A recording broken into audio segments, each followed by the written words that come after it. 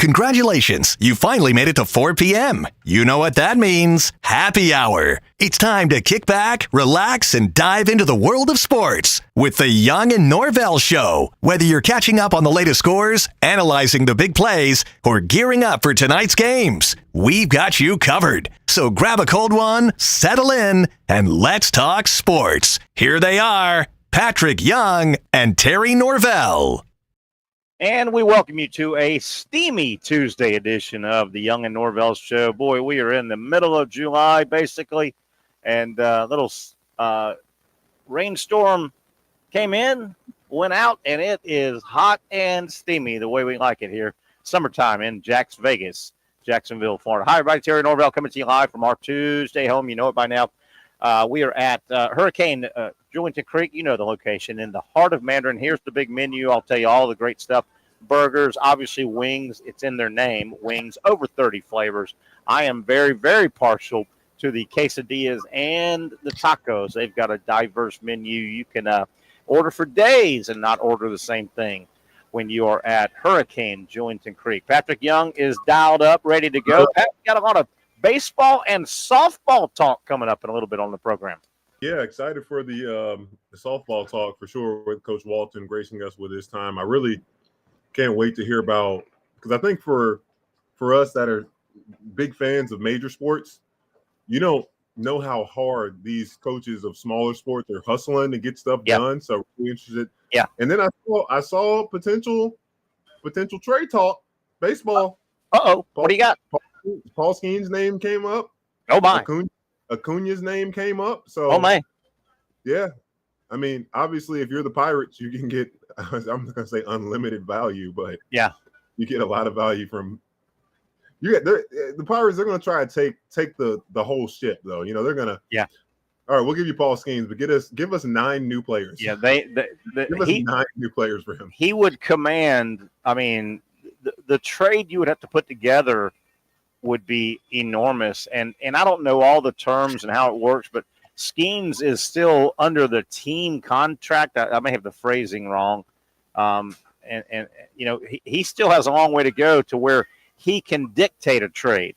He's still under his first contract, so boy, the Pirates could really dictate. So it'll be fun though. The trade deadline, I guess the trade deadline is the 31st, so we're right around the corner on the trade deadline. We'll talk a lot of baseball with Kade Kistner, our buddy, the Sports Illustrated baseball publisher. Kade really knows the game. A lot has happened as we are steaming toward the All-Star game. We'll talk some softball, as you said. Florida Gators head softball coach. Terry, we would be remiss if we didn't make sure everybody knew today is Prime Day. So yeah, what's going on with that? No prime charge, or what's the deal? Oh, I don't know. But what delivery. People need to realize, and Benita Young, my mother, she did, there's a new mattress she's been looking at. Oh, my. And before this deal, the Prime Day came up, the price was really good, and she just put it in her cart on Sunday. By the next day, it went up in price. And what they're going to do on Prime Day is bring it back to that sale price and make it seem like a Prime deal. So folks, don't get sucked in just because it has lights and highlighted and this discount. Don't think, So going on Amazon, you're not. So I think there's like it no delivery charge and no this and no that for Prime Day. I've got a Prime question though. All right. Talk to me. Is Prime is related to Amazon, right? They're the same. Amazon Prime, yep. Amazon Prime. So if you were part of the Jeff Bezos wedding the other day, right? He got married finally. I'm assuming he was registered with Amazon, right? He would want everybody to buy their presents. No, he told everybody no. They told everybody no gifts. No gift, bro. Sydney Sweeney's there. Like, why? Yeah. What's her deal? Who is she? I know she's very popular, very pretty girl. What's her story? Do you know? She got her fandom from a show called Euphoria. On HBO. It's a pretty. Have you seen Shameless? Yes. It's in that category. Years ago, I watched a lot of just the debauchery and because I loved Fiona.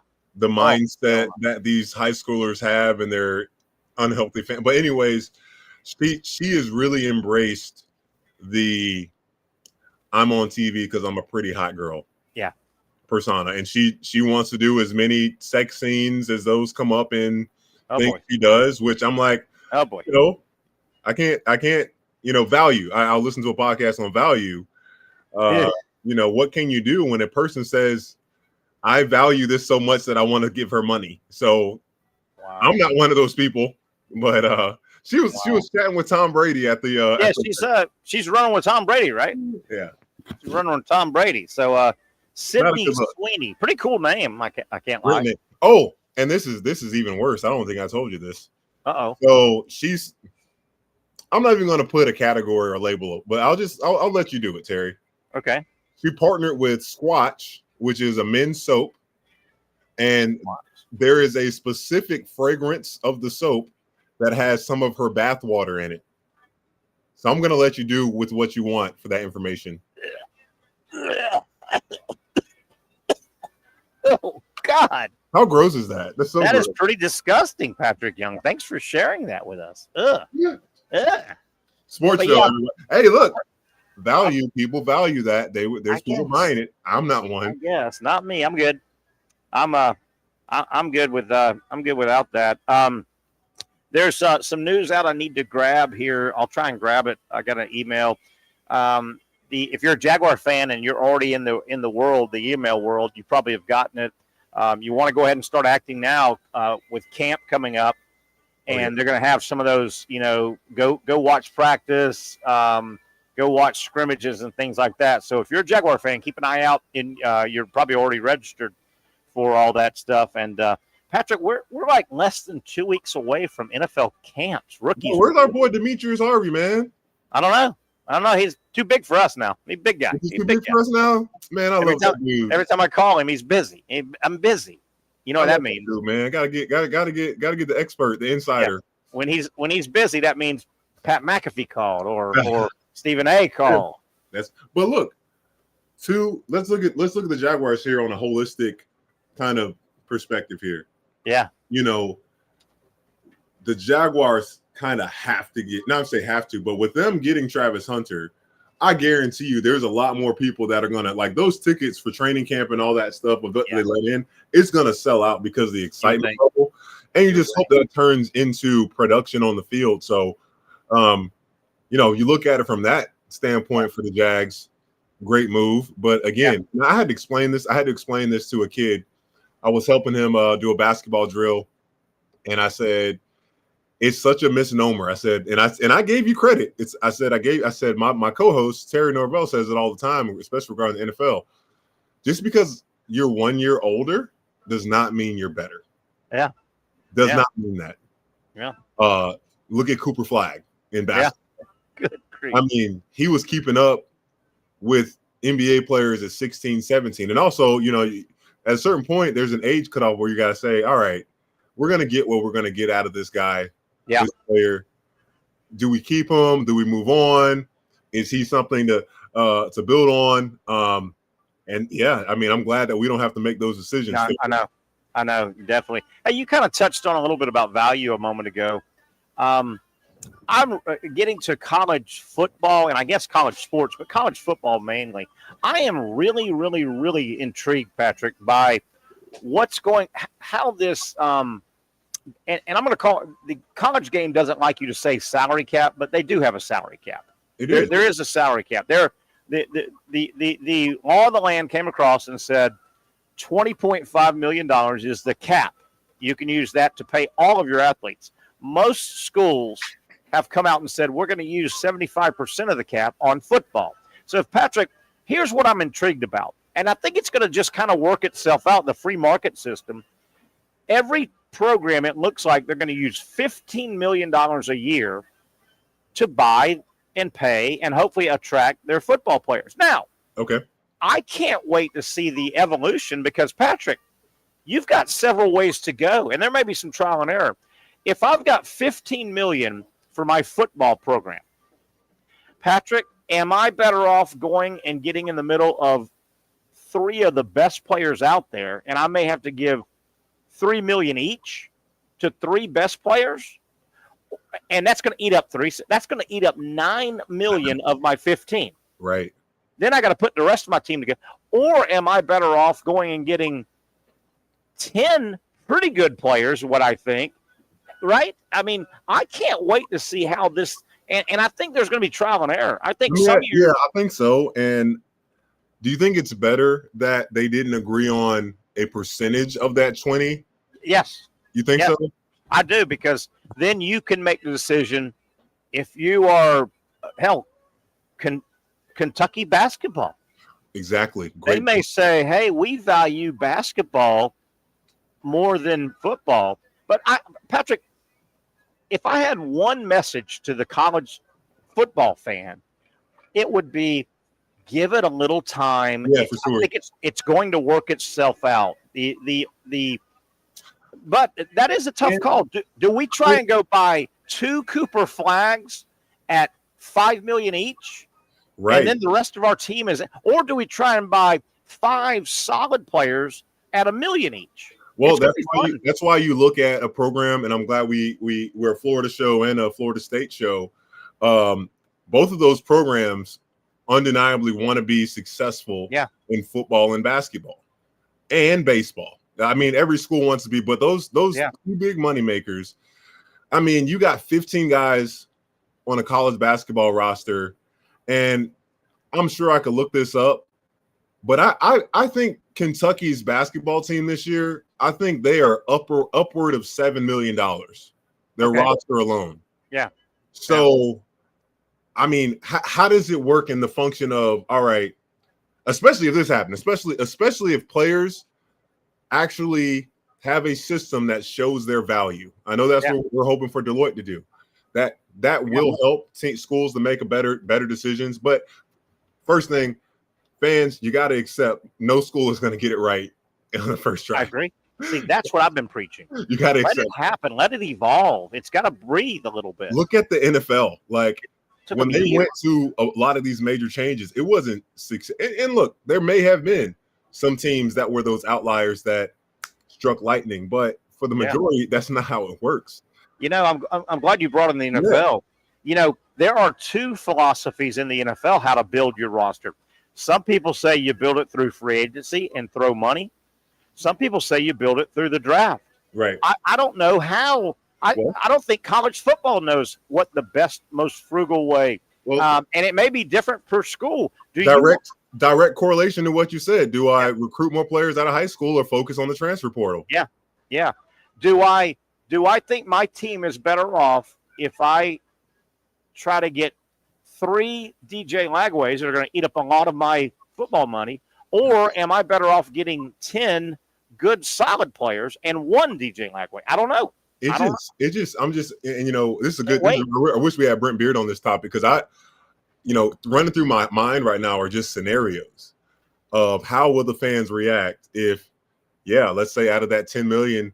QB1 and potentially QB2. Let's say QB1 is getting $3 million, QB2 is getting 1.5. Like, what if QB1 gets hurt? Yeah. QB2 sucks. Yeah.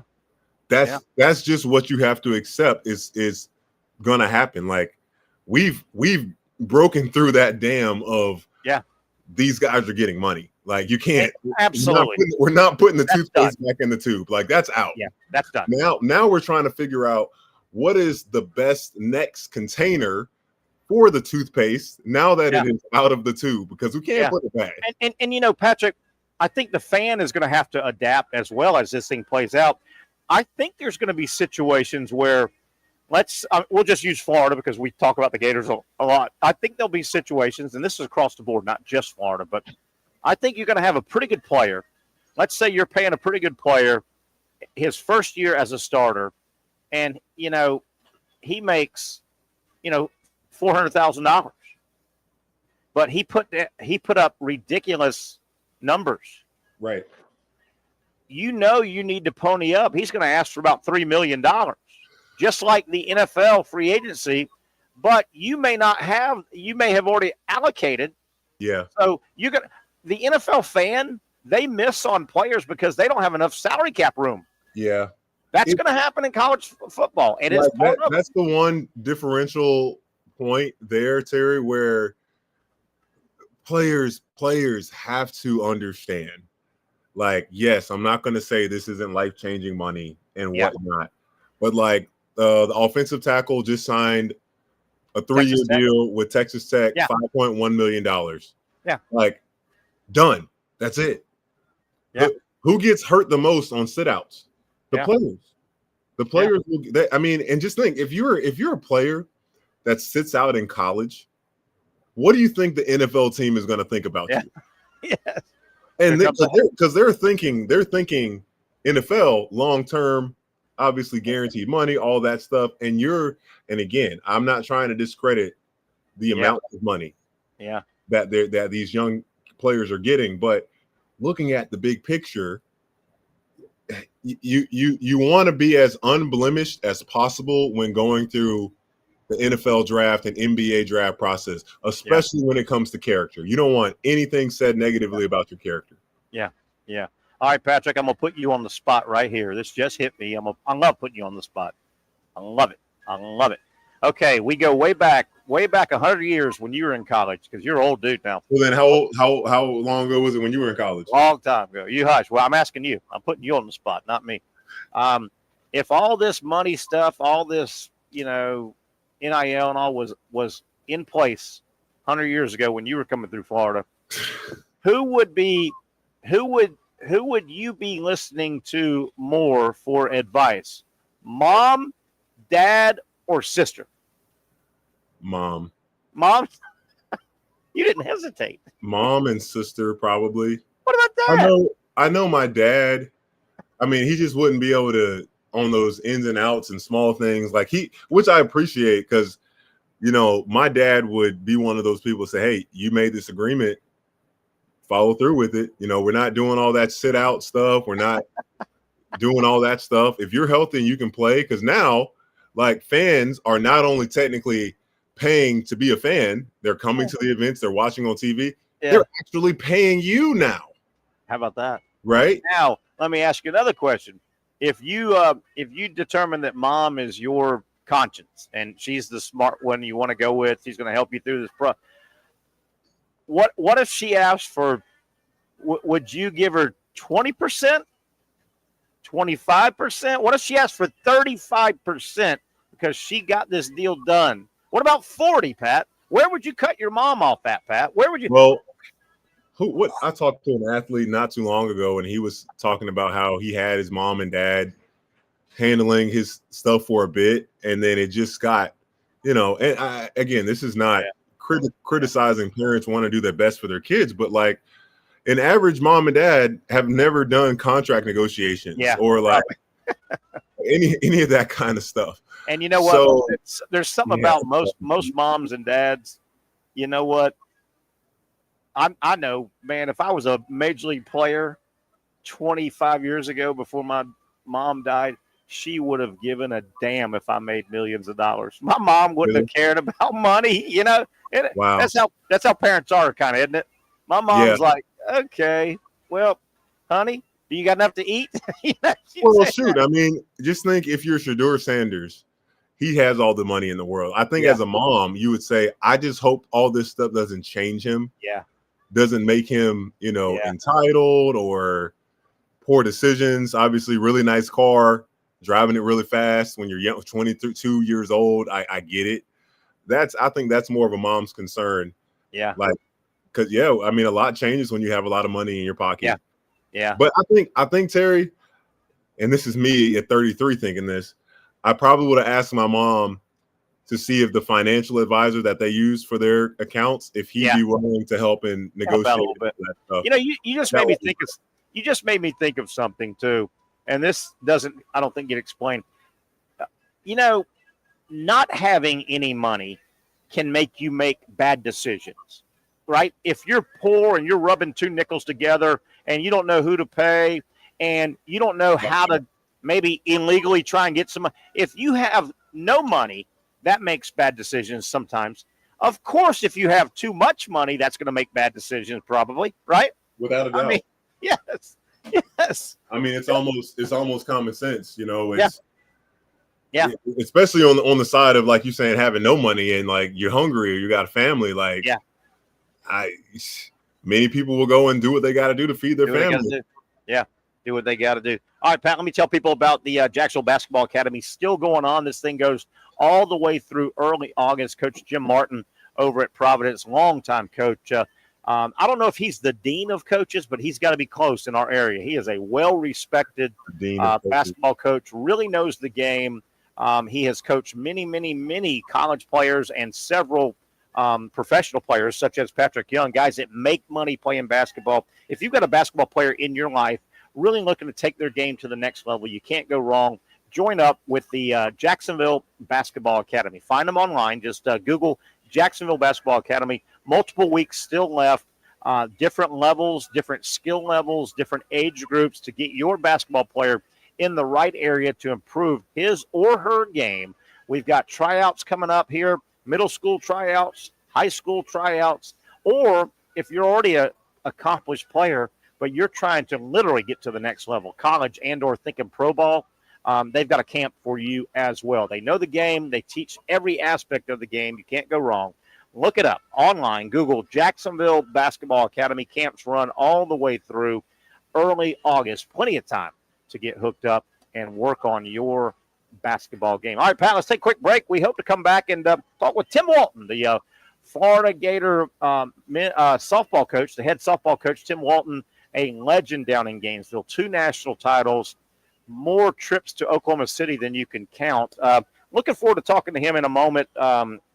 The state of college softball, I think it's very high. And also the new Pro League. I watched some of the game last night. The new Pro League is off and running. We'll talk with Tim Walton, the Gator softball coach, when we come back right here on it.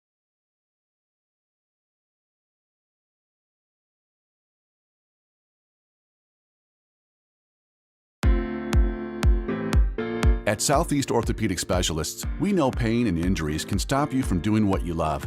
This is why our board-certified orthopedic specialists offer the latest in both non-surgical and surgical treatment options and create a treatment plan tailored to your unique lifestyle and goals.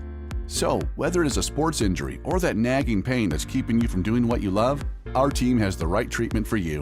For more information or to schedule an appointment online, visit our website. You really got to hand it to him. Hold on. The previous play is under further review. I'm not sure what he could review, but okay.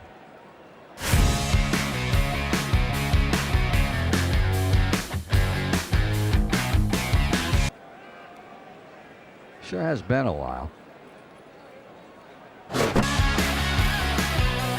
Dine in at Hurricane Grill and Wings for the football season. Well, there he is. Oh, what is that?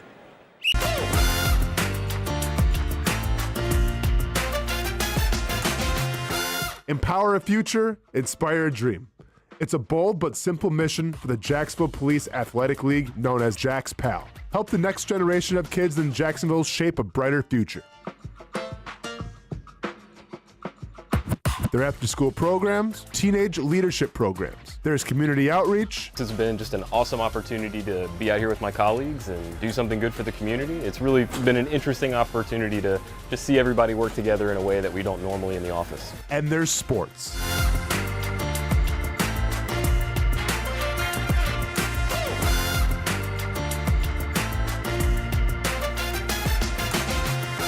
There are also ways you can help the next generation with a donation of any kind. Just visit jaxpal.org to get more information. Empower a future, inspire a dream with Jax PAL. Finally, a family atmosphere, kid-friendly restaurant with a real sports bar feel. Bricks Jack's Beach features all of that and a large, climate-controlled covered patio with misting fans and heaters for all seasons. Mix in an extremely diverse menu that features the most quality and affordable steak at the beach, and there's no reason not to enjoy your next lunch, dinner, happy hour, or big sporting event at Bricks Jack's Beach, 300 2nd Street North in Jacksonville Beach. See you at Bricks Jack's Beach. There's a saying in sports, you can't win them all, but you can win a lot with good folks on your team. Like that one painter, First Coast. It's tough to beat the sun in Florida, so your home fades. It's tough to beat that HOA when they come calling. Beat the sun, beat the HOA with that one painter, First Coast. And it's a good time to do it. Less rain to work around and painting in mild temperatures is perfect. After all, the paint bonds to the surface so much better. Give That One Painter First Coast a call at 904-417-3557 or look them up at first-coast.thatonepainter.com. Fast estimate, guidance on color and HOA requirements, and the highest quality job you'll find anywhere. Be a big winner in your neighborhood with That One Painter First Coast on your team.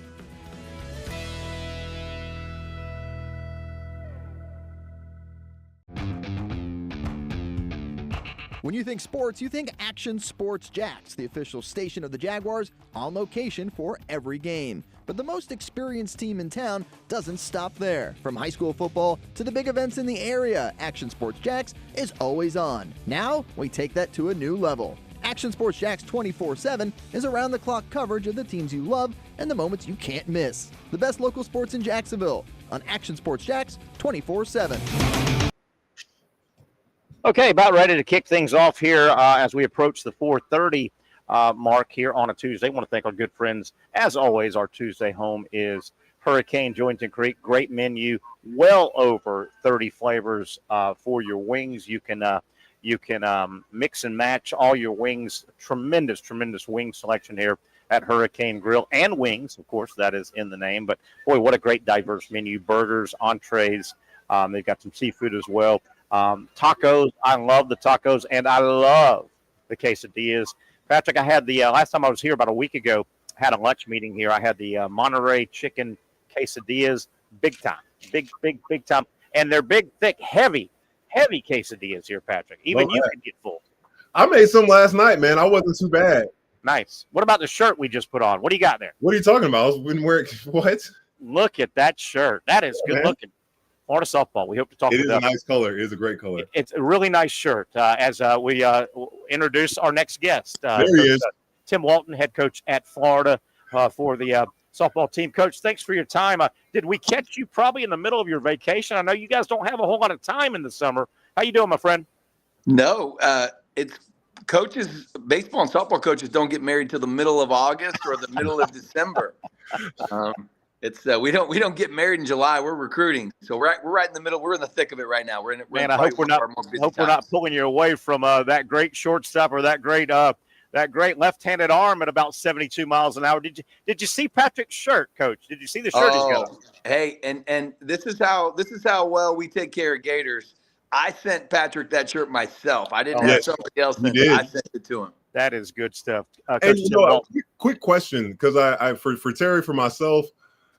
Please fill us in on how the sunflowers and everything. I'm sure you've talked about. That's a great story. Good job, Patrick. Please let us know how that, because I wear it all the time. I just want to be able to explain what it means. Yeah. So one of the cool things about our stadium, if you come to our stadium, inside and out, very similar to what Fenway Park has in Boston. We have basically the story of the sunflower. How did the sunflower evolve? Nice. What does the color yellow signify? So the yellow color signifies pediatric cancer. Nice. And that's what our kids are fighting for all the time. They're trying to bring awareness, bring a little bit of notoriety to such a nasty disease in those young kids. And the story behind the sunflower is a young lady who passed in 2014, Heather Braswell. She was an adoptee of our team. We adopted her in our program. Francesca Ney, one of my coaches now, All-American player back then. Adopted this kid to come in, and she came on game days, practice days, spent time with us, really uplifting. But long story short, it's the sunflower is her favorite flower, and that's what we wear on Saturdays. Sunflower Saturdays are for the fight for pediatric cancer. It has really become I think all of women's softball around the country immediately recognizes when Florida's playing, they know that sunflower. It's a tradition. It's a great tradition. It's a sad yet great tradition, but it needs to happen. And you've got to be real proud of your players that had the wherewithal to think ahead like that. Yeah, it's really cool. You know, you start talking about playing for something bigger than yourself, your stats, your wins, your losses, all that stuff. I think it's a cool thing for us to be able to recognize that. But one of the coolest stories I heard, a gentleman, Dennis Murphy, who started the Friends of Jacqueline Foundation in New York, Boston, up in the Northeast. Long story short, he started this program to try to help not only the brain tumor kids surviving tumor, but also their siblings, because they get lost in the shuffle of all the attention being paid on the sick kids. And so there's some really cool stories. But he talked about when we wear the sunflower, that it brings a smile to people's faces because they know exactly what the yellow and the sunflower means. And that right there gave me chills and gave me enough to just want to keep, no matter what we got to do, we got to keep fighting for it. And Coach, I promise Patrick and I, we've got some ball questions, man. We love the sport. I mean, Patrick and I fell in love with this sport probably when the SEC Network debuted in 2014. Every Friday night during softball season, there was this great game. There was Alabama and Florida, and there was all these, teams going at it. Coach, I promise we got some ball questions, but your sunflower, that whole story, Patrick and Coach Walton, you know what came to mind? Iowa football, where they wave over the stadium to the pediatric area. And I mean, if that doesn't bring a tear to your eye, nothing will. Nothing will. All right, Coach, let's talk some softball. Coach Tim Walton, the head softball coach at the University of Florida, long-time, two-time national title he wanted to win those after I left. So, Coach, talk about, number one, just your game. And I'm giving college softball to you. Your game is in a good place right now. I mean, every year, all the numbers, all the quantitative numbers, attendance, viewership, just water cooler talk at the workplace. Softball has really exploded. Your game's in a good place right now, isn't it? Yeah, well, and to kind of go back what you said earlier, there's no time. Our platform is huge, and anytime we can use our platform, forget about ball, but just to bring all kinds of special things to families, to kids in need. That's what it's all about. Sport is such an unbelievable, facet to being able to teach people how to be good people, and I think that's important to me. It's one of the biggest things when people talk about our program, and they talk about the character and they talk about things. I mean, that's the most important thing to me. But I'll tell you, our sport is in a good place. Like you said, the viewership. When I watch kids, I just got back from a major tournament in Colorado, and I see the number of teams, the players, the coaches, the brands, the family members. So many people are doing this at a high level. I was a decent ball player, but these guys are amazing. The amount of time, the amount of work, the amount of input that they put in. It's such an amazing thing to see. Our overall athleticism from the time the SEC started in 1997 to where we're at now in 2025, the overall athleticism and dedication to each one of the individuals, it's amazing. And go ahead, Patrick. Coach, I got a specific question to that, because at the Super Regional, y'all dropped a game against Georgia. You come on, I think one of the players just talking about how it wasn't like a time to just relax, or just like how y'all just worked so much harder that next day in terms of practice, etc. I'm like, what does that look like in the softball? Like, and Terry, you can speak to this as being a baseball player. You have a bad game or a game you shouldn't have lost. Like, what is the formula that you see that's worked to help your players to just obviously forget what just happened and go perform better?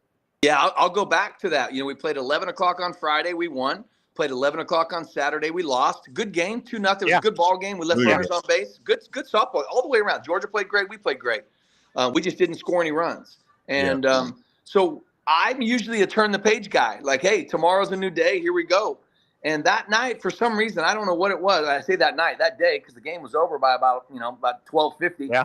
So by that day, I'm in my office, and it's me and my assistant coach, Eric Thomas, and we're just going through every pitch, every play, everything. Really? Wow. And I said to him, you know what?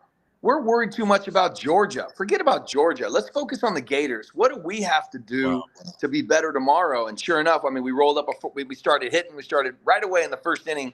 And so from a preparation standpoint, the next day when we brought our players in to get ready to go, it was more about them. What are you good at? What do you want to be good at? How are you going to attack? Whether it's a left-handed pitcher or right-handed, what are you going to be good at? And I think the key for me is it's one of those old adages. If you focus too much on the other team or the opponent, you're going to be a lesser version of yourself. Exactly. And I think we just focused too much on them. And then sure enough, we came out, played really well. And, next thing you know, we're on our way marching to Oklahoma City again for the 13th time. Coach, you mentioned 1997 is kind of a line in the sand. 1997, the SEC. Patrick, I can remember probably this season when softball was in the middle of the season. Thank God, the state of Florida and probably a bunch of the southern states changed high school softball from slow pitch to fast pitch. Because I remember, Patrick, I told you softball was dominated on the West Coast because the Southeast didn't play fast pitch. Really? The SEC didn't. How can you play fast pitch if your feeder schools, high schools, are playing slow pitch? Coach, thank God that this Florida and I guess a bunch of other states changed to fast pitch. Can you imagine? And look how quickly the SEC has become, I think, the dominant part of the country. But can you imagine as like you're being told, all right, we're no longer doing slow pitch, and like there's an actual legitimate, really good pitcher. She throws the ball in there 65. You're like, oh well, I'm not playing this. But Coach, am I right? I can remember going to see my niece played, and I think she kind of overlapped when it transitioned from slow pitch. You can't have fast pitch softball in college in the SEC if your feeder schools are playing slow pitch. No, you're right. So I give you, I'm older now as well and well seasoned. So I was an assistant coach at Oklahoma in 1999. That's my first year coaching softball. We won the national championship in 2000, which was the very next year, my second year at Oklahoma. On our national championship softball team at Oklahoma, right. We had at least 5 players from the state of Oklahoma that all played fast pitch softball in the fall and slow pitch softball in the spring. And let me tell you what, when you're playing slow pitch softball, you're either a hitter or a defender or both. But we had some amazing defenders on our team because they played slow pitch. And so smash the ball at them. Yeah. You hit it hard. We had an awesome third baseman, and she's got great throwing the glove around and doing stuff. But you're right on the money. I think Cooper City in the state of Florida was one of the best areas for slow pitch softball, in the early to mid 90s. And I don't know what exact last year of softball was. But every state, you're right, in the Southeast, a couple of states were accelerated. I think Tennessee and Alabama and some other ones, but all the states played slow pitch, probably until about the mid 90s. Coach, we talked, and Pat, jump in with any questions you have as well. But Coach, we talked about where the game is at, women's fast pitch softball at the collegiate level. It's in a wonderful spot. Patrick and I, if we had $1 for every time on this show, and I know when I'm out and about just talking ball, because people want to talk ball, if I had $1 for every time I said, I truly think women's fast pitch softball is the best TV sports game out there. It sets up perfect for television. Number one, the field's tight. You can see everything. There's not a 420-foot blast where the camera can barely see if the center fielder caught it. By the way, Kendra Falvey just caught another ball. She just caught it. By the way, Falvey caught it. But Coach, can't speak to that though. That it's quick. The game is. It's played fast. It's played at a high level. It's a perfect television game, I tell people. Well, in 1998, I was an assistant coach on the Oral Roberts men's baseball team that went to regionals in College Station, Texas. Right. And that was my last year of I went next year. It's a long story, but long story short, I can tell you we played 7 softball games in a day faster than we played one of those baseball games. Oh, my God. And it's crazy. I played at the College World Series, won a national championship as a player, and nothing has been more like just brain stimulating and amazing to watch. I say it this way. Softball at the highest level is one of the most fun things to watch and one of the most fun things to do and coach because it's nonstop. Like if you think so Patrick obviously had to play defense and offense and transition and do all the things. Yeah. We're doing that same thing in softball. You have to transition from fielding the ball to throwing the ball, fielding the ball to catching the ball. Right. This girl might bunt. This girl might you have to be, I don't want to say a step ahead, but you always have to be ready for whatever's going to come at you. And if you're a step behind, you're going to get beat every single time. And that's what I love. Is it's a great strategy sport, but it's great for viewership, but it's also when you're on campus and you watch a game, it's sold out every time. It's sold out every time. So I got a good one for you here, Coach. you've experienced since you started, 99 was your first assistant job at Oklahoma. Like, the game has changed so much since then. Like, what was the first kind of before NIL?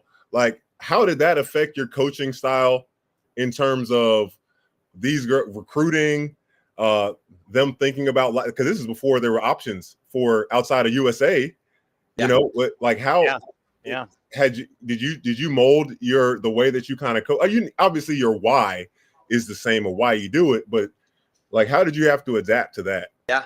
So I got the job at Oklahoma. The 98 team hit 30, I think it was 38 home runs. Okay.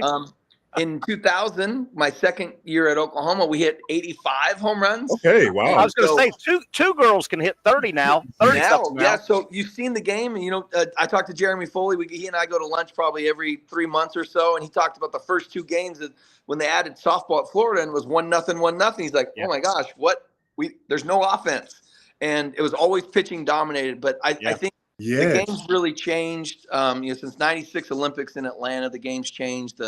The players have changed. But to answer your question, Patrick, so I had always been known as the offensive guy.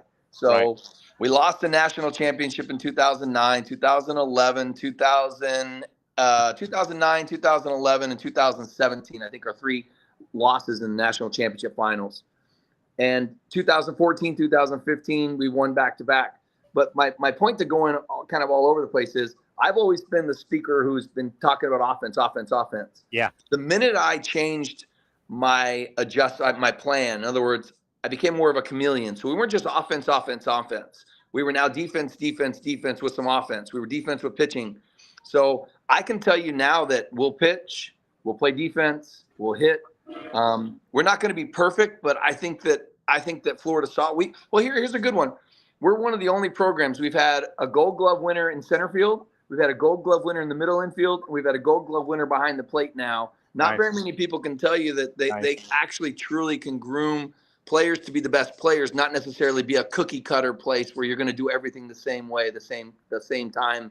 So I think I've adapted. I would say this: I adapt to my players. Yeah. Who my players are is what I adapt to, and then it's my job to just figure out how to get them all in line and be the best when we need to be the best. Well, a quick follow up to that: have you had to be a chameleon again, or change in terms of now we got NIL money, we have recruiting changes, and a professional league? Have those things impacted how you see things as well? Yeah, so I spent a long time since 2015 and 2019 to 20. I coached the USA squads. I was with the junior squad, and then I was with the USA squad. So we won a world championship in 22, and then we went again. We lost last year to Japan in a really good series in Italy. So I've seen what the highest level looks like and what professionals look like. And I can tell you that the AUSL league and some of the other professional leagues that we've had the MPF. We've had now with the Texas Smoke. I have Charlotte Eccles playing on that. We have the Vibe down with Hannah Adams and Kade Kistler's coaching the team. So I've seen the professional leagues. What I think now that the AUSL has done is grabbed onto the television market and shown what it can look like again at another level, and actually pay athletes maybe not quite perfect yet from a paying formula, but now MLB is sponsoring and at least supporting. We'll just call it supporting. I've seen the game really change, and the NIL piece. Again, I think we all can agree that NIL is good. But it's also without having any guardrails or any borders. It's ultimately it's now become a little bit more pay for play than it became more about what NIL was. So I think there's a lot of good to it. It has completely changed the way we do stuff. It's not, you can no longer, just talk about, you just can no longer do the same things. And so you can either complain about it or you can figure out how to adjust to it. And I mean, as much as I want to say that there's a lot of bad, the fact that we have a lot of businesses, we have a lot of boosters, we have a lot of people that are willing to open up their checkbooks and support not only Gator football, Gator basketball, Gator baseball, but they're also willing to support Gator softball, Gator volleyball, Gator soccer, Gator gymnastics. The only hard part that I can say this for us, Patrick, and this is hard, is Florida's the everything school. We're good at everything. Yeah. And now when you're Florida softball is competing against the Gators, Gator football is competing against Gator basketball. Gator basketball is competing. We're all competing for the same resources. Yeah. And ultimately, unless we get some corporate sponsorship behind it, I mean, this is not a sustainable model. Yeah. And hopefully the House settlement can really help, put some guardrails to some things and give us a little bit of parameter. But at the end of the day, I think that we coaches, that we just all, if you don't change, you're going to be forgotten. That's just how it's going to be. We're discussing softball with Florida coach Tim Walton. Coach, I want to get back to the AUSL. I was flipping back and forth last night. Great game on AUSL. And then the Tigers in Tampa Bay were playing. I was back and forth. But I want to go back to your game, the college game, and what a good place it is. Patrick mentioned I was a little bit of a baseball player. I played at JU 150 years ago. One issue that hurts me with the college baseball game, midweek game, is, and I'll use Florida State for an example, and it'll give some people. Obviously, Florida State baseball, they play 3 times. They play in Gainesville one game every year. They play in Tallahassee one game. They play in Jacksonville, where we're at. The problem with midweek baseball, just the physical nature of how you throw a baseball overhand versus underhand softball. When Florida State play in baseball on a Tuesday night, it's a midweek game. A lot of times it's on TV, but it's not the best product because Florida State, because of conference games coming up on the weekend and the nature of pitching a baseball, you can't throw your 1, 2, or 3 guys. You're throwing your 4, 5, or 6, and the game can look a little ugly. I hate to say that, but the baseball game. Conversely, Coach, when you guys knock heads, Florida and Florida State, in softball on a Tuesday night, well, the nature of throwing a softball, it can be 1 versus 1, and it's a hellacious, great game, Coach. 1 versus 1. That's a big advantage, I think, the midweek game for softball.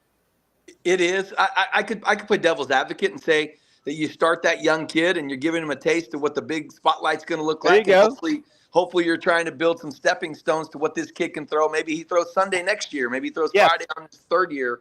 I think there's some good and bad, but you're 1,000% right. I mean, if you look at our midweek record, and you look at what I've done in 20 years at Florida, we take midweek serious. And you have to. If you're gonna host a super regional, if you're gonna be one of the top 8 seeds, you have to play those games like they're big. They are big games for us. And so I'll be honest with you. I do think that is an advantage to us. And although we are seeing a lot more injuries in our athletes when they're coming into college, I mean, it's just the number of games that they play, and at the high school and at the youth level, we have more injuries. And the I mean, you look at everything. You look at NBA and some of the freak injuries that happened with some of the Achilles and some other stuff. I think we all, at some point in time, we want to win championships so bad that we overtrain or we just do a lot of stuff. And it's no different at the grassroots level. Every kid is training really hard, working really hard.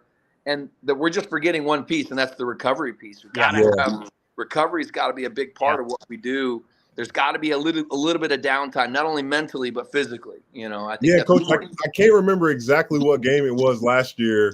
Not you guys, but I reached out to you because a pitcher. It was the SEC tournament. Some girl threw like 198 pitches. Like it went into the 13th inning, and I'm like. Coach, how does her arm not fall off? And you're like, well, the mechanics are different. I think you said you actually saw some girl throw 250 pitches in a game or two, which is so what goes into your decision making? Because it's not really fatigue when you're pulling a pitcher. Like what goes into your decision making there? Obviously throwing strikes. Yeah. Obviously. We played Oklahoma in the 2017 College World Series, and we played 17 innings. I remember the game well. It was 5 hours and so to use the word fatigue, I remember sitting in the dugout in 2017. I don't remember what inning it was. I just needed a rest, and I wasn't even playing. So to me, I just would say that I think the training supports that. Again, the baseball has the magic number of 100 pitches. Yeah. I don't think we have a magic number of 100, but I will say that now we have technology in all the stadiums, so it really helps. You can see velocity. So if you start to see velocities really start to drop down, velocities, location pieces, hard contact, and things like that. Like if a kid throws 178 pitches and she gives up 3 hits and strikes out 20. I don't know how fatiguing that is. You know, I'm like, hey, coach, why are you pulling me out? I'm going to strike 3 more out in the next inning. But if she's throwing 178 pitches and she's giving up 17 hits and 9 runs or 12 runs, let's get her out. Time to get her out. Yeah. Coach, we only have a few more questions. I know we've used up a lot of time. If we can, let's switch to the new professional softball league. I mean, the AUSL, as you mentioned, Major League Baseball has got a vested interest in that. I'm watching the game last night. The Volts are playing the Bandits, and I'm like, Patrick, I love your game. I have fallen in love with your game, but I'm not the number one fan. But I'm watching the game last night, and, Coach, 5 or 6 players I remember. So the feeder system is there. Amanda Lawrence goes yard last night. 2-run jack. yeah. And I think that was left on left. I think the Texas A&M girl, it was left on left. By the way, what a swing she has. Amanda Lawrence goes yard last night. Skylar Wallace is playing short. I mean, these are people I know from How as does a that fan. feel, seeing them Rachel continuing to chase their dream? How does that make you feel, Isn't Coach? that great? But, Coach, let me finish real quick. You've got Rachel Garcia on the mound, a star at UCLA. There are 5 or 6 players that I recognize.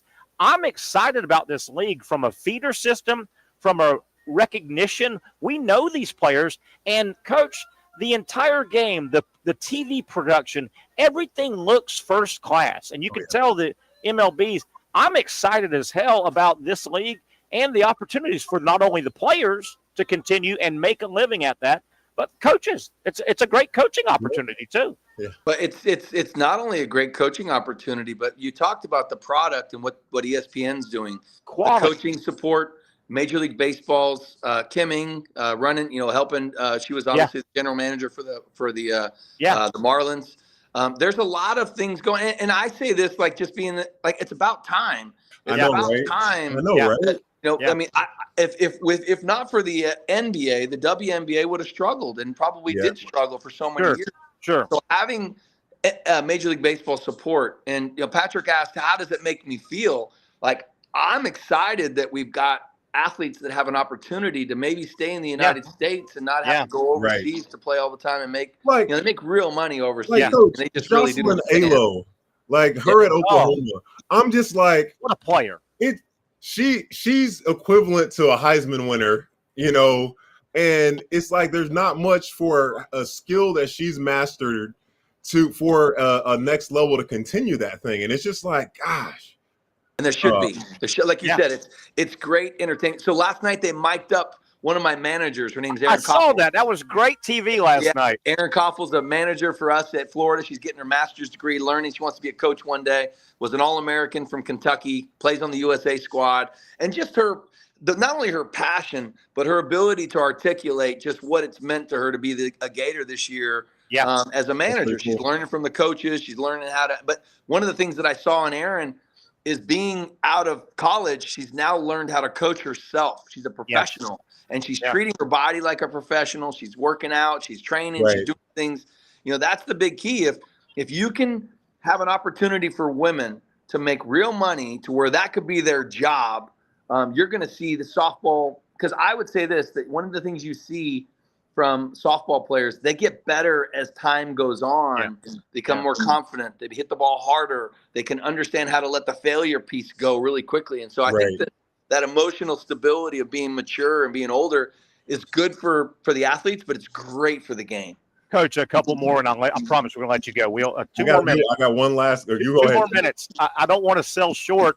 The other player that I recognized last night, I think it's a big deal that there's a feeder system, and we recognize these players from the SEC season and the regionals and the super regionals and Oklahoma City. Jessie Warren, the great Seminole third baseman who led FSU. She was on the team last night. I'm like, man, I recognize these players. I think that's a huge advantage that we recognize. I was on the field last year. Jessie Warren in Italy. Jessie played third base for the USA squad in Italy. Yeah. And I had a chance to coach her when I coached the Orlando Pride, which was the old professional league. Jessie Warren's one of the best third basemen in the entire country, if not one of the best in the entire world. She is amazing with her glove. She's skillful. She's amazing, to be honest with you. And most people go, who is that? Coach, my last thing, Patrick may have one more. My last thing. your team has had so many players that I've just almost. This is my favorite. No, this is my favorite. I was a little left-handed, never strikeout guy, no home runs. Amanda Lorenz, her swing. Do you remember the first time? I think she's a California kid. She is. If I'm not. Do you remember the first time you were scouting her, or you got tape on her, and did you go, "Wow, that's a beautiful swing"? Yeah, she was wearing pink Nikes, some Nike Frees. I remember it just like it was yesterday. I was sitting on a bench and I go, "Whoa!" Really hit it. It's hand-eye coordination to the fullest extent. She can hit the ball backside meaning you know what backside is. But Absolutely. She hits the ball to left field as good as anybody in the country ever. And she covers up the ball. In other words, however the ball is moving, she covers up the ball with her barrel as good as anybody. And she was a four-time All-American, the only position player in Florida history to be that. She is absolutely amazing. And I got a chance to go to her wedding. That just tells you how much I think she's an amazing human being. Nice. Patrick, anything else you want to add? Yeah, I got one, and because I'm not going to make you play favorites because that's like impossible to coach his favorites. But who are in your tenure at Florida would you put in your top 5 players you've coached? And this is on statistics. Oh, this is tough, Pat. We're going based on stats and performance. I know you love all the girls. So why don't I just say I would say that Chandler Parsons, Joakim Noah, Al Horford, Chris Chioza. Let's go to some of those great plays. Patrick Young, number 4. I'm not in the top 5, so I wouldn't. Terry reminds me of it every day, so it's all good. Okay, I mean that's like asking a parent which one of their kids is their favorite. Although we have a favorite, we just can't say it out loud. Coach, I've been very fortunate though. I have. So when you mentioned the feeder system, I recruit players that match my personality. I work really hard to try to find players that want to be coached, and they want to be coached hard. Because the players that I recruit, do you want to be an All-American? It's going to take a lot of work. Do you want to be a good player? Doesn't take as much work.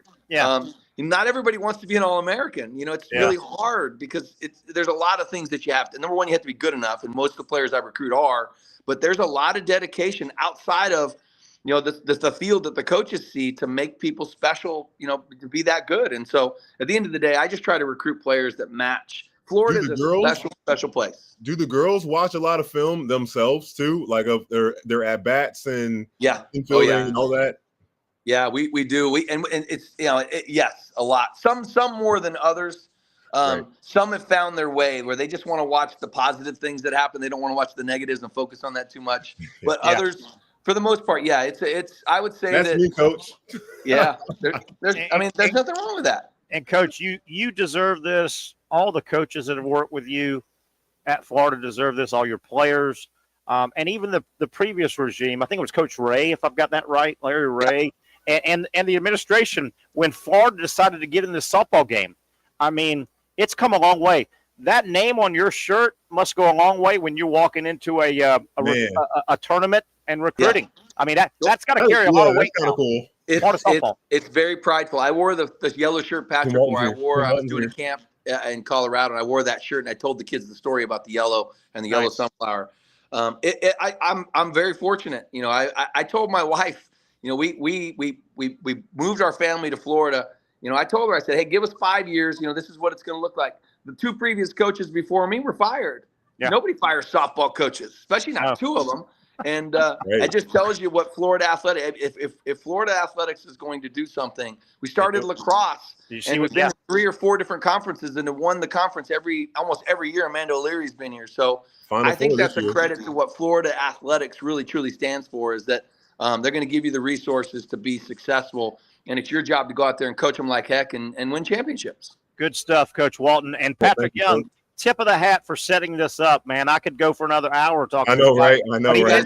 He mentioned his wife. I'm going to tip my cap to Lonnie Alameda. Lonnie Alameda is the Florida State coach. And, she's been battling breast cancer. And, it's really, obviously it's a terrible disease. But at the same to do it with the way she does it and bringing awareness to that disease for all. I think she told me 1 in 4 women are going to be diagnosed with breast cancer in their lives. And but she's done a great job of being an ambassador to that and being the face of. And really want to just tip my cap and tell her God bless and keep fighting. A legend over there in Tallahassee and in the softball world, Coach Alameda. Good job. Coach. I'll let you go. I know your wife's probably madder than hell at both of Patrick and I. You're probably waiting on dinner. So my wife's jealous. Let's do it again. My wife's jealous. I get to talk to Patrick Young. That's what she's jealous about. Nice. I like it. That's Thanks, right. Coach Walton. We appreciate your time. Thank you, Coach. Really Thank you, appreciate guys. Okay, go Gators. Patrick Young, good stuff setting that up. Wow, I knew it was going to be good. That was really good. And, really? And I think what I love so much, you see like how much he loves his career. It's more than just like this is his calling. Yeah. This space, this platform with his family. Like, yeah, I mean, you're starting off something and trying to build it back in 06. Yeah. And all right, we're going to give it 5 years. And it's like, I mean, what, almost 20 years later. Yeah. 13 appearances. 2 national titles, a bunch of appearances, and a bunch of almost. I mean, they've almost won 3 or 4 more. Terry, I was looking at because I use ChatGPT for everything. I say, hey, give me, who you think some of the top players under coach are. Lauren Hager. She was while I was there. Great player. Aubrey Monroe. I know Aubrey. She was a great catcher. Great player. Kelsey Stewart. Remember her? Michelle Moultrie and Hannah Rogers. I forgot that Hannah overlapped. I think Moultrie was from around here. Dude, how crazy that to have Lauren Hager as a pitcher and then Hannah Rogers, who was, it's always lights out pitchers for Florida. For the most part. Hey, Pat, good stuff. One down. Let's take a break. I know we went a long time. Man, that was good stuff. I knew it was going to be. Good stuff. And as we go to break, I'm telling you, we've got a long way to go before next college softball season. But if you haven't jumped on the softball train, you're missing it. It is a fun sport to watch. 1 hour down, 1 to go. We'll talk some Major League Baseball about 5:30. We're supposed to have Kade Kistner, our buddy from Sports Illustrated. Other topics, we'll talk some college football on the other side. Patrick Young, Terry Norvelle, Casey Kurtz, and you when we come back. You really got to hand it to him. Hold on. The previous play is under further review. I'm not sure what he could review, but okay.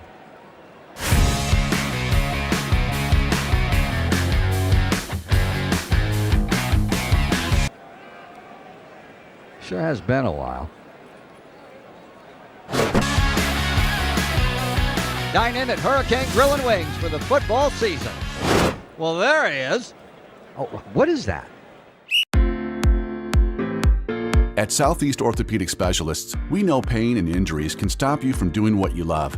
This is why our board-certified orthopedic specialists offer the latest in both non-surgical and surgical treatment options and create a treatment plan tailored to your unique lifestyle and goals. So, whether it is a sports injury or that nagging pain that's keeping you from doing what you love, our team has the right treatment for you. For more information or to schedule an appointment online, visit our website. Most of us know how to throw.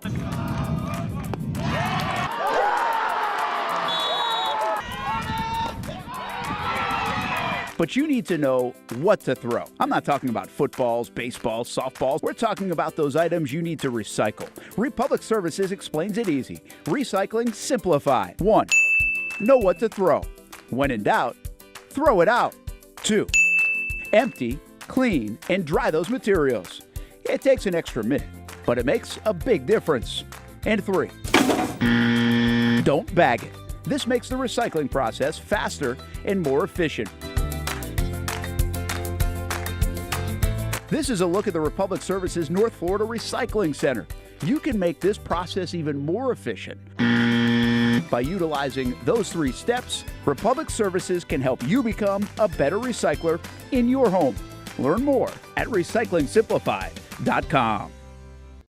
Finally, a family atmosphere, kid-friendly restaurant with a real sports bar feel. Bricks Jack's Beach features all of that and a large, climate-controlled covered patio with misting fans and heaters for all seasons. Mix in an extremely diverse menu that features the most quality and affordable steak at the beach, and there's no reason not to enjoy your next lunch, dinner, happy hour, or big sporting event at Bricks Jack's Beach, 300 2nd Street North in Jacksonville Beach. See you at Bricks Jack's Beach. Baker's Sports. It's a hometown business filled with hometown people trying to make you feel right at home. Chris Conley, Jacksonville University. Walker Wright, class of 2018, West Nassau High School. Michael Young, Fletcher High School. Baker Sports started in a grassroots way and now outfits much of the Southeast.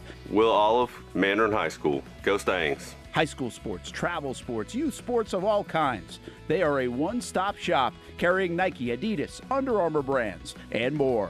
Vincent Caldes, Oakleaf High School. Tony Mazzio, Stanwood High School, class of 2002. Samuel Coffrin, Paxton School for Advanced Studies. Whether it's sports teams on the field or it's your team in the workplace, like our Action Sports Jacks team, and community events like the Dream 18 Golf Tournament, and many others. Cole Tilley, Hilliard High School. Reagan Webb, Eagles View Academy. Look good, feel good, play good with Baker Sports. Custom sports apparel since 1997. Shop with the hometown team at bakersport.com.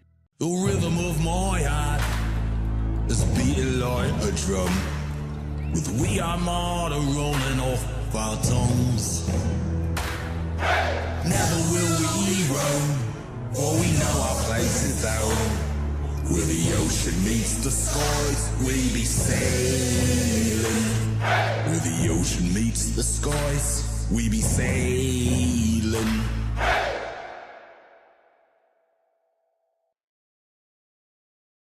Oh, we went from softball to, look at there, the Hall of Fame, College Football Hall of Fame. I've got some college football stuff we want to get to, but we're already in hour number 2, and we've got Major League Baseball talk coming up, hopefully with Kade Kistner, our buddy from Sports Illustrated. He'll join us as he does on Tuesday. Patrick Young, Terry Norvell. PY, I got a little, I'm gonna throw some clues out, and Casey can jump in as well, but I'm gonna step aside a little bit. Any idea who Roland Powell is? Roland Powell. That doesn't ring a bell, does it? No. Okay. Now, I'll give you some clues. He is known as a comedian, an actor, and a musician. Roland Powell. And Casey, if you feel like you know, jump in as well. A little bit of a sad story. He graduated from First Coast High School. Okay. Okay. The local guy. And you would think his stage name, he goes by Lil Duval. Have you ever heard of Lil Duval? I have, yes. Okay, that's his real name is Roland Powell. Well, I'm kind of sad to report he had a big concert show this Friday. It's been canceled, Patrick, because they didn't sell enough tickets. How does Lil Duval not sell enough tickets in Dirty Duval? I just wonder if he's done a good enough job of, like, I used to follow him. He's funny. He has a good song that he can, help them get to his peak.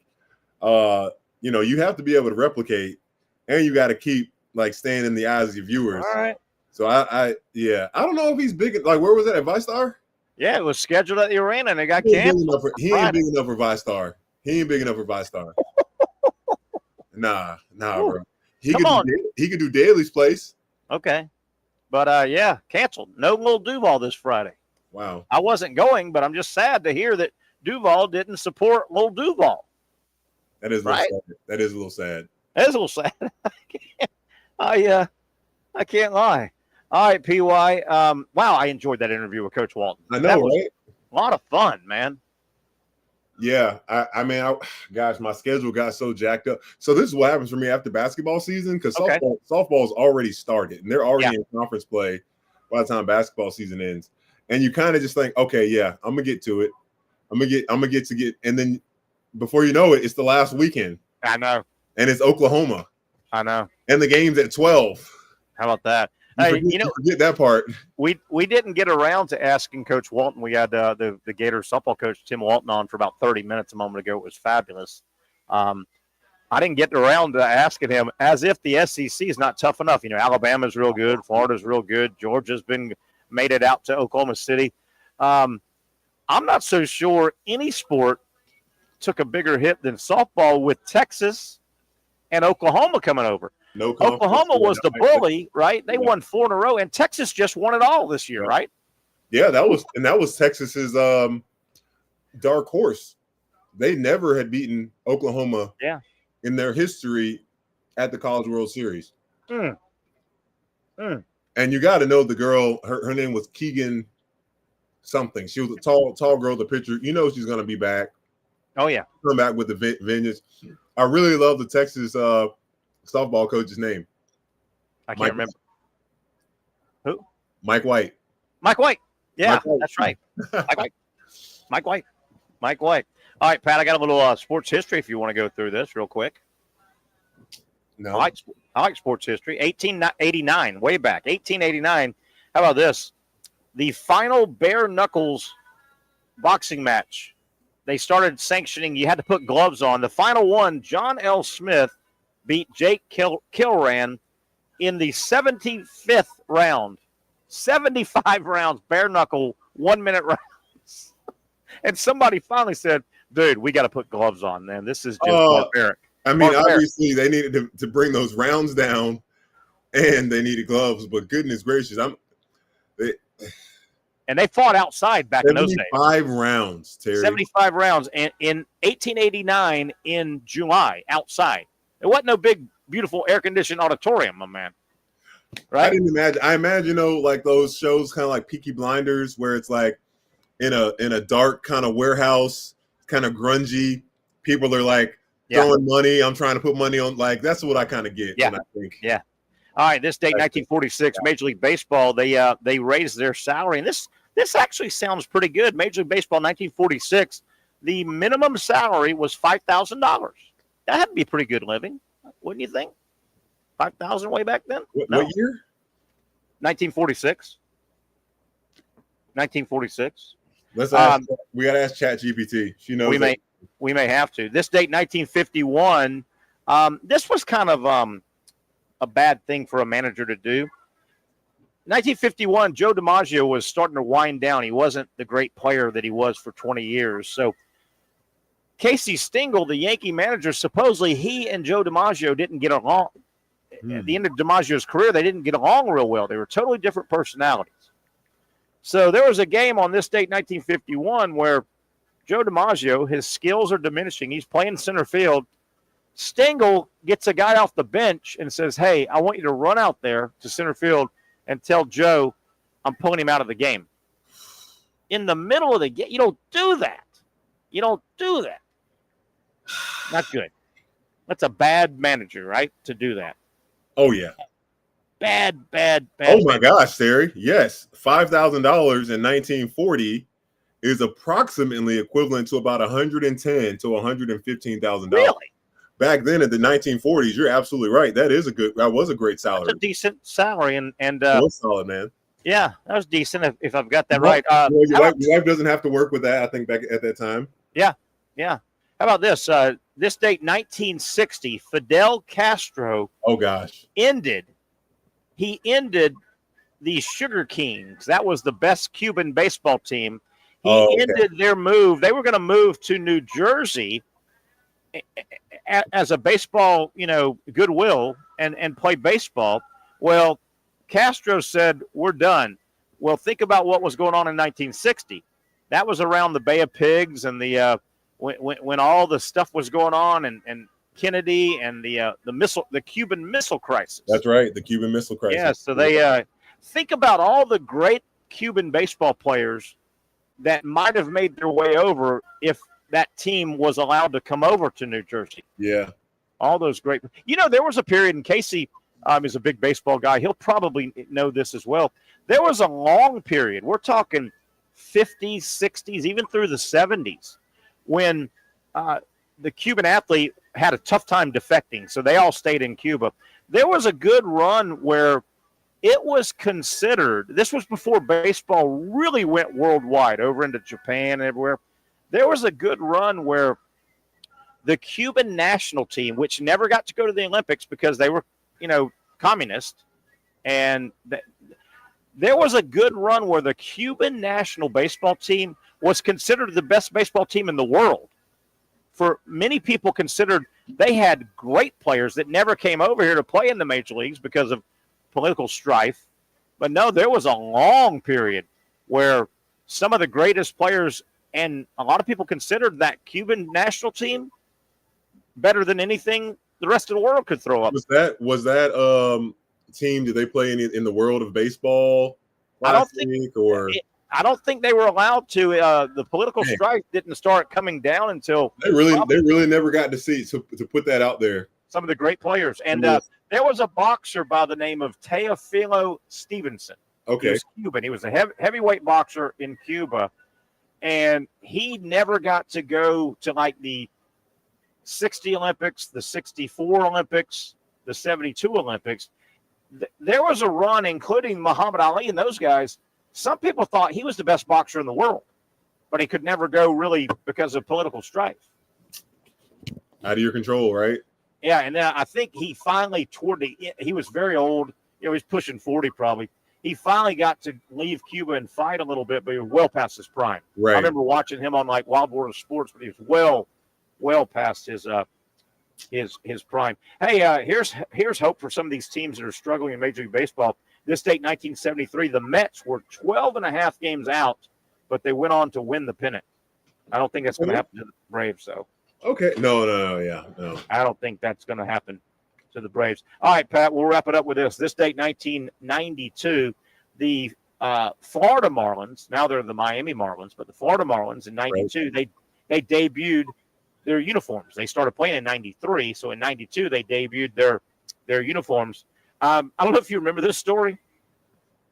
On opening day in April, when they opened up, they're playing, I think, the Cubs in Miami. First game ever, franchise brand new. They have Billy the Marlin. Have you ever seen the Marlin mascot? It's like what are those fish that have the long? Yeah, that's a marlin. A marlin. A marlin. Yeah. There you go. A marlin. So they've got that costume, right? And yes. It's called Billy the Marlin, and he has the head with the long marlin spear. What is that called? A spear or whatever? I don't know. You call their nose spear. I know what you're talking about. So yeah. They had this great idea. They said, well, we're going to have, on opening day, we're going to have Billy the Marlin jump out, paratroop out of a plane and land in the infield and, get the crowd started, So the paratrooper that's going to jump out in the costume, he doesn't want to wear the head gear. He attaches it to him, belts it on to himself. Oh, Terry, no. Yeah. So anyway, the reason he didn't want to wear the headgear was for the drag. It was going to hold him down as he jumped out of the plane. So his plan was he was going to put it on halfway down to the ground. Right? So he jumps out of the plane. He's got it secured to his body, and somehow it comes loose. So he's coming down to the stadium, and Patrick, he was very smart, this paratrooper. He thought to himself, I can't land in the middle of 50,000 people minus my head. It would be too traumatic. So he aborts and lands outside the stadium, and the actual mascot who was inside the stadium, he takes off and runs to midfield. And that was smart. That was very smart. Yeah, they got to give him credit for that. And good by call. the way, Billy the Marlin's head, it took weeks for them to find. Oh, man. There were radio stations having contests and all. They couldn't find the damn head. That'd be a piece of memorabilia that I would buy. I would pay for that. I would bid on that. That's Well, that a damn great thing- story. Patrick, what if the damn thing stabbed you coming down out of the sky? That's where I thought you were going at first. No. But it's obviously a mascot, so they wouldn't make that thing too like they wouldn't make it like a sword. Hey, but that was good thinking because again, the paratrooper wasn't the actual mascot. He was just wearing the costume. He was going to land, deliver the baseball, the ceremonial first baseball ever, and then he was going to run off the field. And then the actual mascot guy was already in the stadium. Yeah. So this guy had a good idea. He goes, I can't land minus my head. I bet I don't think he made he made the decision to do it once that happened. Yeah. He thought about that, I'm sure, before the jump. He had to. If he didn't, hats off to him for being for having that presence of mind. Yeah. Yes. And the Marlins, I want to say they were snake bit, but they won 2 World Series, I think. I think the Marlins They have won 2 World Series. I remember watching one. Oh, dude, and it's so sad, man. I remember Felix Hernandez. I think that was his name. He Pitcher? was I don't know which country it's from, but he was they call him King Phoenix and all those things. And I didn't I was like, what happened to him? And I didn't realize that he died in a car. It was a boating accident. I think it was. I remember that. It was very tragic. He was a big Very tragic. Yeah. Terrible, man. Yeah. Yeah. He was a kind of Paul Skeens in terms of what they were going to build their franchise around. Yeah. He was a really good pitcher. Yeah. Young guy. Yeah, it was a tragic fishing accident. I do remember that a little bit. Definitely. We'll have we hope to have Kade Kistner on at the bottom of the hour. I don't know if we'll have time. Maybe we'll carry this over to tomorrow. The Athletic had a list of the best college football rivalries of all time, and several of them stood out. Michigan, Ohio State's number one. I can live with that. I can live with that. I knew that was going to happen. Yeah. A couple of them that stood out to me. Miami FSU was at number 7, and that was really on the heels of 80s and 90s. Boy, they had about 10-year run where, man, they played a big game. No, they didn't stop playing each other. That's not what happened. Bobby, he stayed probably a little bit too long. Yeah. And then Miami, I don't know why did they fall off? Was there a recruiting violation? That kind of. Yeah, they Butch Davis went to clean it up, but yeah, they ended up getting the wrong coaches several times. Gotcha. Who was the guy that wore the tie? He was the wrong guy. You gotta have the right coach, man. Yeah, they made some bad coaching hires too. Same with FSU. Well, you can say it Florida too. Al Golden. Remember Al Golden at Miami? He wore the tie. Yes. He was a disaster. Really? Yeah. Bad coaching. They also had number 12 on this list. Florida, Georgia 12. And I've gone over this before. One of the reasons Florida, Georgia, we think it is a huge rivalry around here, but it's not a national rivalry. Here's the problem Florida, Georgia has had. Yeah. The biggest problem Florida, Georgia has had trying to become a national rival is Florida and Georgia never timed it out. They haven't been good the same year very often. Sometimes, yeah. You know what I mean? When Oklahoma and Texas over the years, well, a lot of times Oklahoma was 1 and Texas was 4, or Texas was 1 and Oklahoma was 3. Florida, Georgia is a weird series. When Florida has been really good, Georgia hasn't been. And when Georgia's been really good, Florida hasn't been. Yeah, it's not there. I don't remember really any marquee. You have a lot of 1 versus 2, Florida, Georgia. 1 versus 2, 3 versus 7. Yeah, exactly. We've seen a lot of top 5s and below against unranked. We've seen a lot of those. Agreed. And that has held, I think, Florida, Georgia back from a national perspective. They just haven't timed it out where it's a monster. There haven't been Florida, Georgia pregame. This is the game of the century. The game of the century. Think about Florida State, all those Bowden Spurrier years. I mean, that was 3 versus 5, 2 versus 4, 1 versus 2 you had before. Georgia, Florida never really had that a bunch, and it hurt them. Yeah, good point. And I think it hurt them. All right, Pat, let's take a break. We'll come back after this break. Hopefully we'll dial in with Kade Kistner. Pat, if you can stay, that'd be wonderful. If you need to go, we totally understand that as well. We'll talk some Major League Baseball. The All-Star game comes up a week from tonight. The All-Star game. They play on Sunday, and then everybody takes off 4 days. So we'll talk some Major League Baseball here as we start landing the plane on a Tuesday edition. The Young Norvelle Show coming to you from our Tuesday home. You know it, you love it. Hurricane, Julington Creek.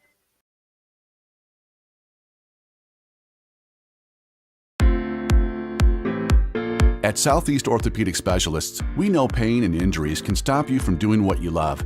This is why our board-certified orthopedic specialists offer the latest in both non-surgical and surgical treatment options and create a treatment plan tailored to your unique lifestyle and goals. So, whether it is a sports injury or that nagging pain that's keeping you from doing what you love, our team has the right treatment for you. For more information or to schedule an appointment online, visit our website. You really got to hand it to him. Hold on. The previous play is under further review. I'm not sure what he could review, but okay.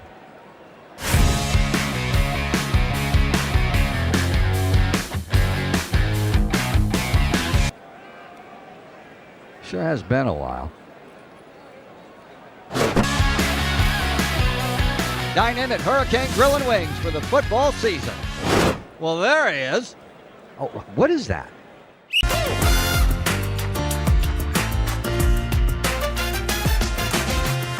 Empower a future, inspire a dream. It's a bold but simple mission for the Jacksonville Police Athletic League known as Jax PAL. Help the next generation of kids in Jacksonville shape a brighter future.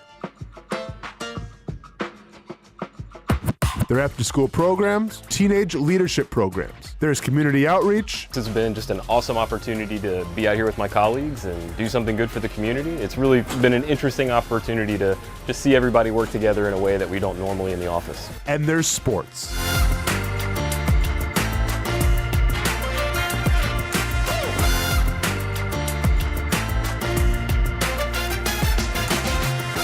There are also ways you can help the next generation with a donation of any kind. Just visit jaxpal.org to get more information. Empower a future, inspire a dream with Jax PAL.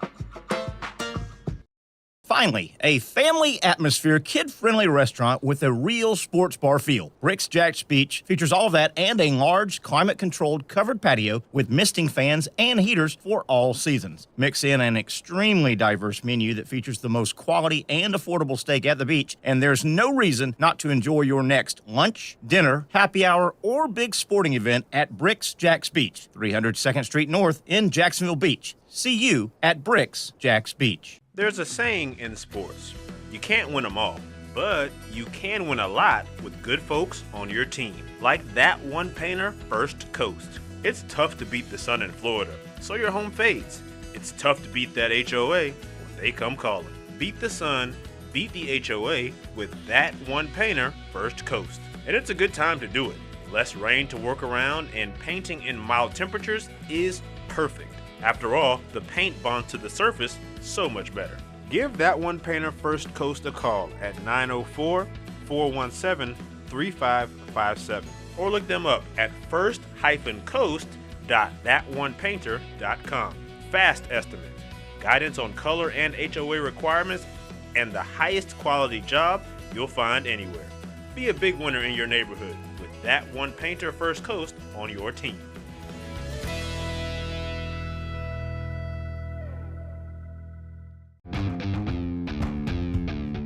When you think sports, you think Action Sports Jacks, the official station of the Jaguars, on location for every game. But the most experienced team in town doesn't stop there. From high school football to the big events in the area, Action Sports Jacks is always on. Now, we take that to a new level. Action Sports Jacks 24/7 is around-the-clock coverage of the teams you love and the moments you can't miss. The best local sports in Jacksonville on Action Sports Jacks 24/7. All righty, there's going to be a lot of stuff going on at that location as the Jaguars, if you are already in their email, you probably got a lot of stuff today and or yesterday. You might have come out last night. You need to go ahead and get signed up to go down and watch some of the practices and then some of the other functions going on. The Jaguars just about ready, just like the rest of the NFL, to reconvene, and this is go time as camps will open in about 12 days. The Hall of Fame guys will open up earlier, of course, within about 6 or 7 days. But Jaguars rookies on the 19th, the full team on the 22nd, and that's pretty standard for the NFL. Time to talk some Major League Baseball as we are pushing the halfway point. Kade Kistner, our buddy from Sports Illustrated, joins us about this time every Tuesday. Mr. Kistner, how you doing? This is it's about go time now in Major League Baseball now.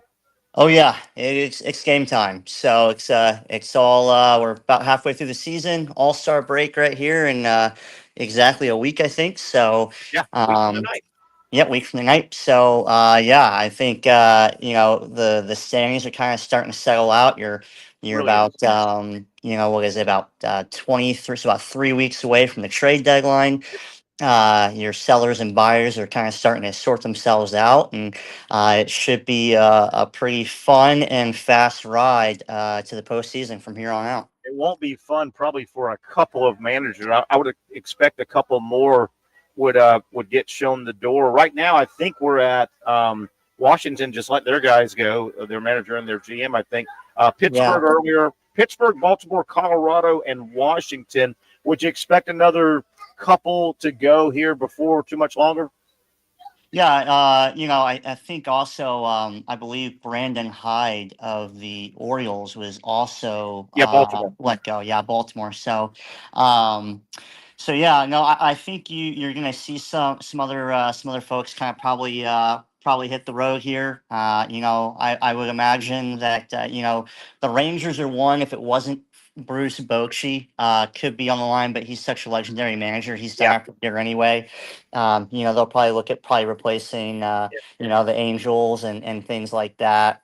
So there's going to definitely be some shifts here, and this is kind of the time when teams, especially teams that are going to sell at the deadline, are going to do that, right? Because they don't want to have managers that are helping make these kind of long term franchise altering decisions. So I would say you're probably looking at another one or two managers probably on the chopping block here. It's always bittersweet though when you see some of these really bad, I hate to say it, but really bad franchises, and you almost feel like you have to do something if you're ownership, but if you've got very little talent, major league talent, what's Tommy Lasorda supposed to do? What's Billy Martin supposed to do? With the little to bad talent, but somebody goes on the chopping block. Kate, let's talk about what's happened here. Busy holiday weekend we just came out of. Everybody starting yesterday has either 6 or 7 games left. Everybody will be right around 100 games as we'll break for the All-Star game. Nobody hotter than Toronto. My goodness gracious. The Blue Jays. 9-game winning streak. They're now up 3.5 on the Yankees, 4 on Tampa, who lost last night to Detroit. My goodness, the Blue Jays have just taken the Yankees' struggles and just stepped on them right now. Absolutely, and they've taken full advantage. I mean, the pitching rotation is great. They're hitting the ball really well.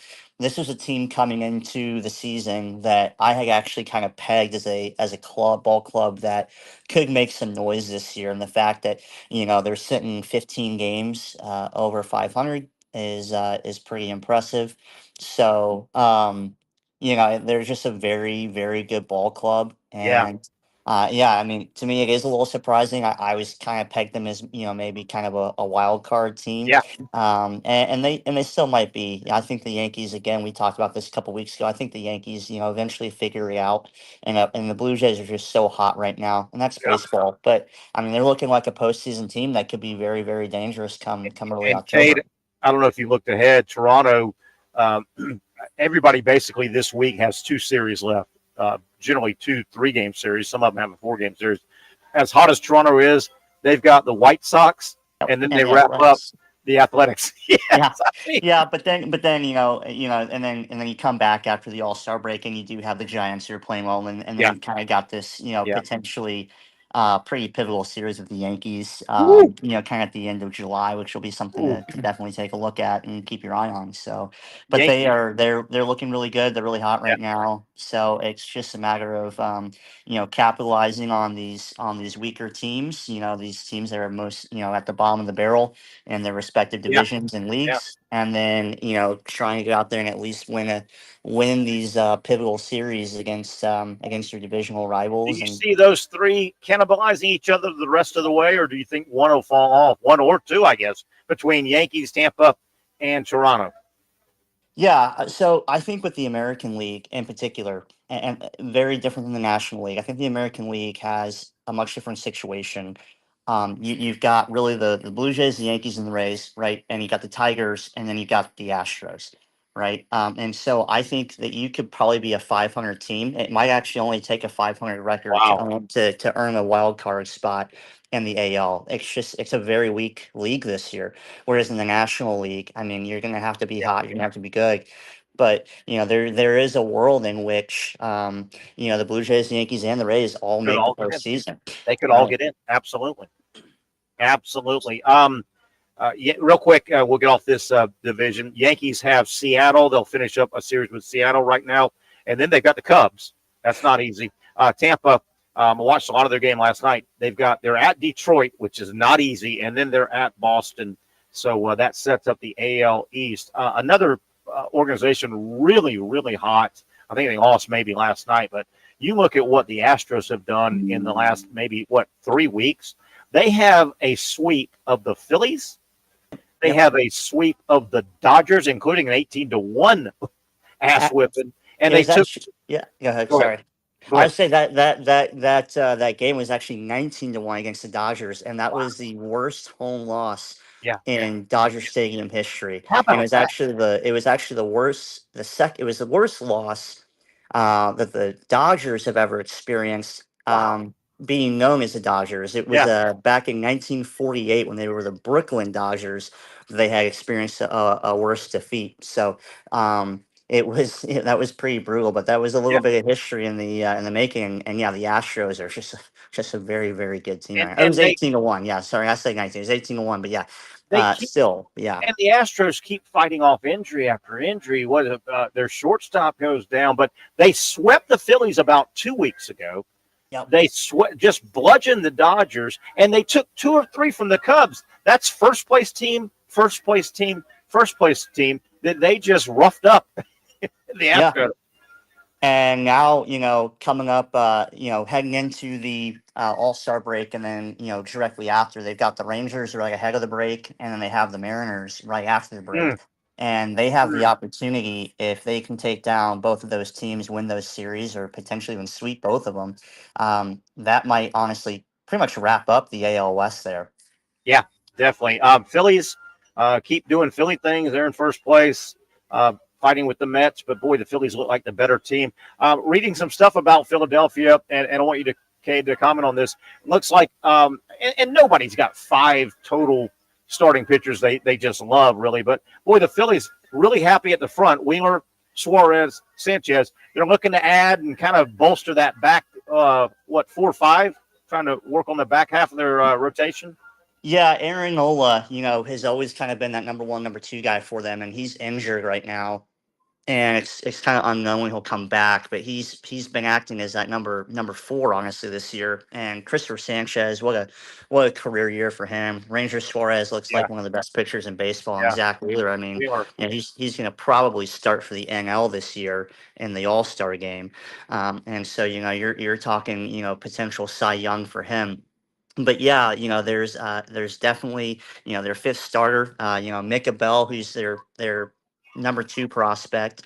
He came up for a start, and I think he only made it through 1 2/3 inning. He walked like 5 guys and gave up 5 runs. So, they're not, they're kind of hoping to get more out of him, a little bit more development. But yeah, there's definitely some trade rumors. Andrew Painter, their number 1 prospect. Yeah. It looks like he's going to be in the majors here pretty soon. That could happen a few days after the All-Star game. He's not had the best year in the minors. I think he's got like a 4.5 ERA, and but in 56 innings, I think he struck out over 60 guys. So that strikeout to 9 ratio looks pretty good. He's only 22 years old, so that could be pretty good. You have Jesus Luzardo, who's been kind of having a pretty typical career year for him, or career average year for him. But I definitely could see them potentially adding to the rotation at the trade deadline. However, just because of how close the NL is, and there's just not a whole lot of sellers right now. I mean, you're looking at the Diamondbacks and the Marlins and the Rockies, and that's really about it. That starting pitching price is going to be really, really high. And the Phillies would have to give up either one of Painter or Micah Bell to even have that conversation start for some of these available guys. And I don't know that the Phillies want to kind of give up the future for a guy who might pitch 4th in the rotation for them. Talking some Major League Baseball with Kade Kistner. We do it on about this time every Tuesday. He's kind enough to join us. Kade, I think I've got this right. Address it if it is. I don't think Trey Turner's going to make the trip to Atlanta. No, he got snubbed. And what's the deal with that? Yeah, I don't know. A lot of this, it's a lot of fan voting. The coaches and the players only have so much say in how many guys, and the fans, I think, just really, I don't say this very often, I think it's a popularity contest, and I feel like they just got it really, really wrong this year. But, it's sad. I mean, you look at Nathan Eovaldi. I mean, he's got like a I think he's got like a sub 2 ERA, Right. and he didn't even make the AL team, right? But Jacob DeGrom, who is pitching lights out, not better than Nathan Eovaldi. I mean, he made it because his name's Jacob DeGrom. Sure. So, Sure. yeah, there's just so many. I mean, I could go through an entire list of guys that I think got snubbed this year. Trey Turner is at the top of it.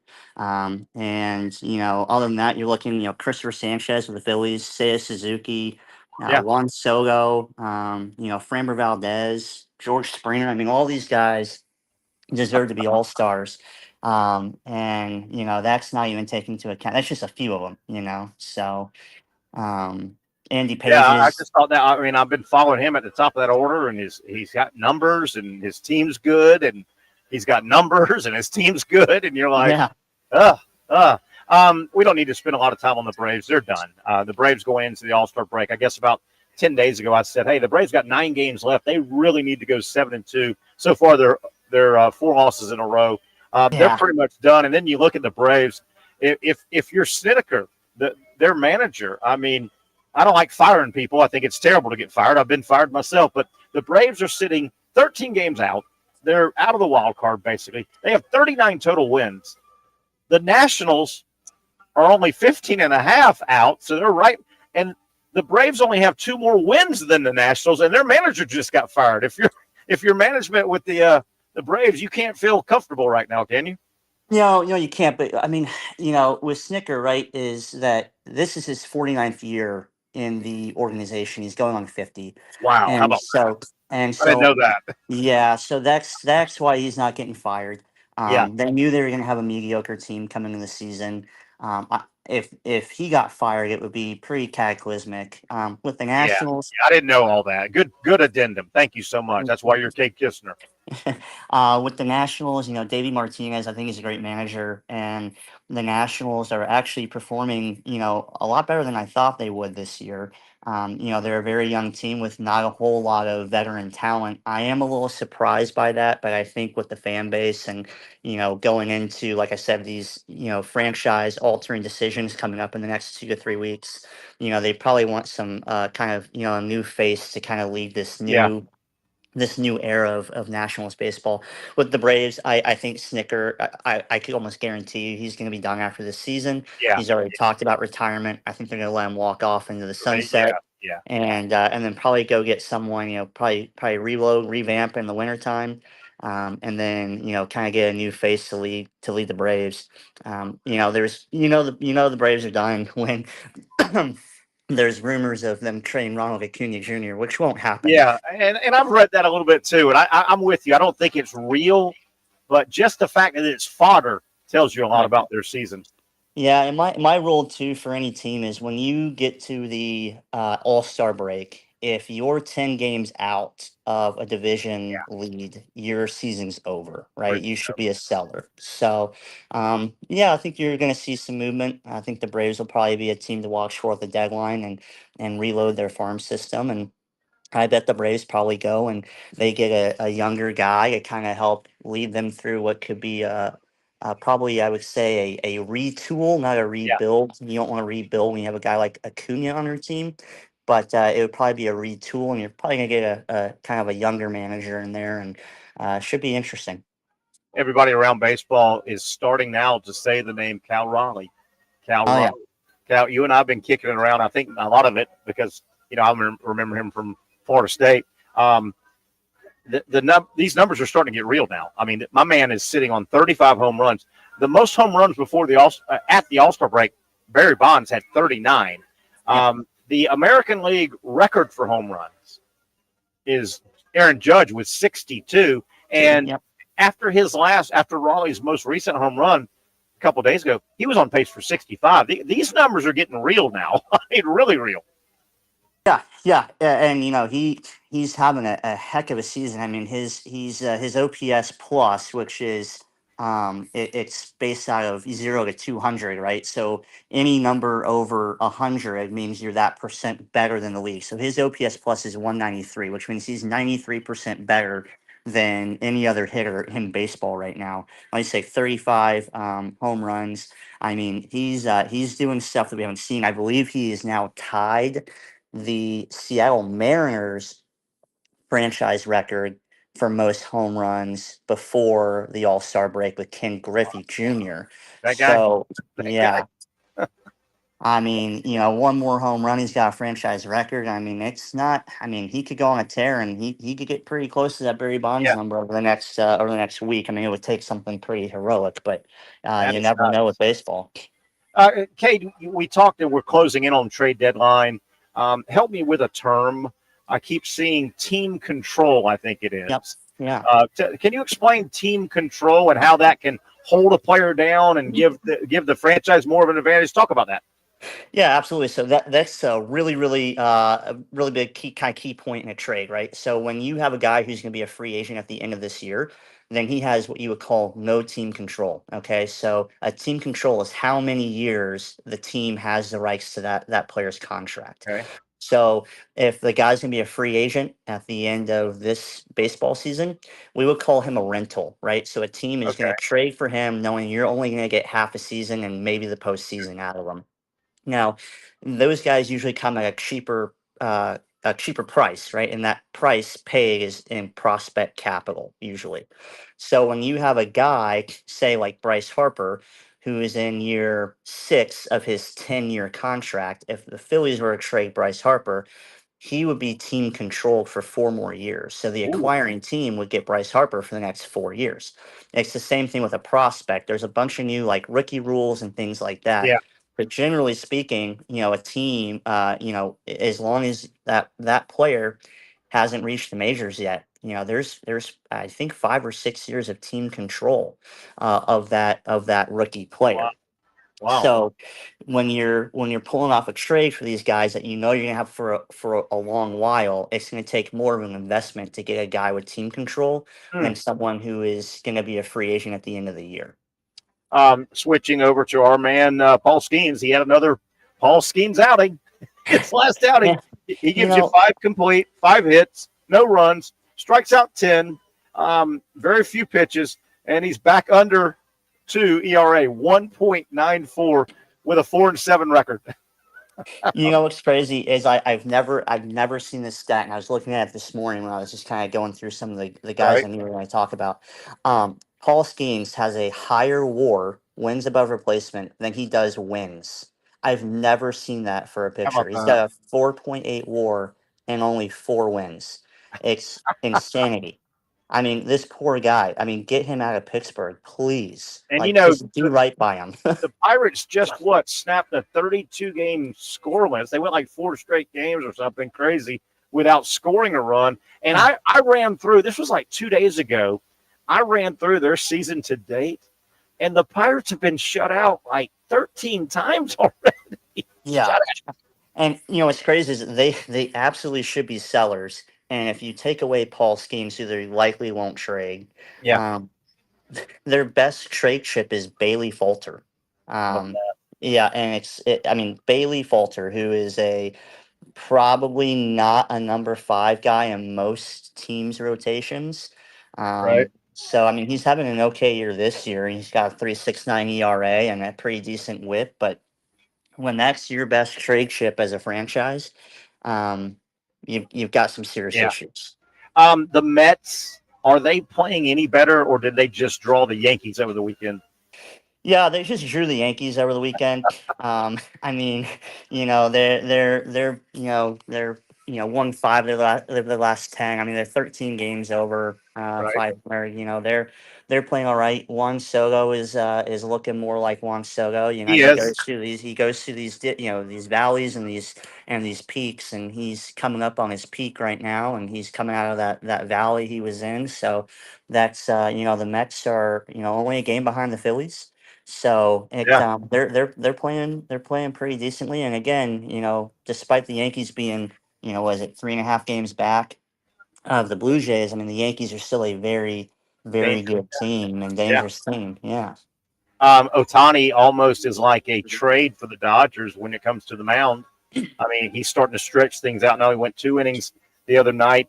31 total pitches, 21 for strikes, and he struck out the side, which tells you he's throwing strikes. It's almost like they found the proverbial $100 bill in their pant pocket, when you do laundry almost. Yeah, no, the Dodgers just keep getting richer. I mean, they are going to be looking for pitching help. Their run differential lately has been, negative, which is not good. So they've got to go and figure out some of that pitching. I believe they're activating Tyler Glasnow now tomorrow. Okay. So that's going to be a really huge boon for them. They might they're always looking to add. Their lineup is pretty filthy. So I imagine they're going to probably be looking for maybe another starter to have in their back pocket, just with all the injury prone guys that they're going to have. And I hate to call Ohtani injury prone, but when he's on the mound, you never know. Tyler Glasnow is very injury prone. You never know what you're going to get out of Clayton Kershaw. So they're probably going to be looking for a kind of a fifth starter type guy. There's been some rumors that they're talking to the Diamondbacks about Merrill Kelly and potentially Zach Gallen, some guys like that. And they've got the prospect capital to pull that off, and the Diamondbacks are absolutely going to be sellers this year. So that's where I think the Dodgers are going to probably be focusing their attention. But yeah, to kind of capitalize on what you were saying, when you can get a pitcher like Ohtani to come back right around the All-Star break, and he's going to be probably full bore by the beginning of August, middle of August, right as the end of the season's coming up. I mean, you can't ask for much more than that as a franchise. Good Lord. Speaking of franchises, about 2 minutes left with Kade Kistner as we wrap up our Tuesday Major League Baseball talk. I got about 2 minutes left, Kade. Last night, and this just speaks to, boy, when your franchise is put together well and you're good and you're stocked. I'm watching, flipping channels last night, watching Detroit and Tampa Bay, and the announcers did a great job. Detroit runs a guy, I think his name was Montero, was the starter last night. And, I mean, this guy, big right-hander, broad shoulders, just looks great, man. He's just blowing gas and control of the strike zone.